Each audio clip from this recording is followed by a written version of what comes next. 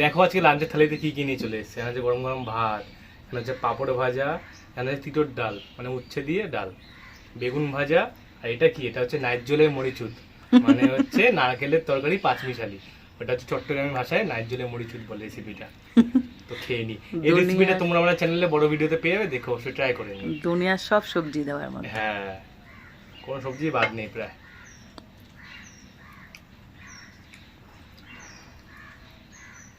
খেয়ে দেখ কেমন আছে। ভালো বেশ।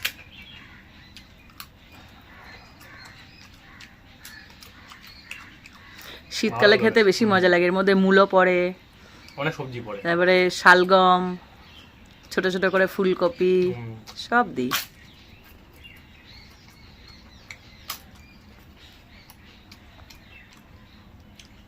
খুব ভালো বেশ। নিরামিষ জমে গেল। হ্যাঁ।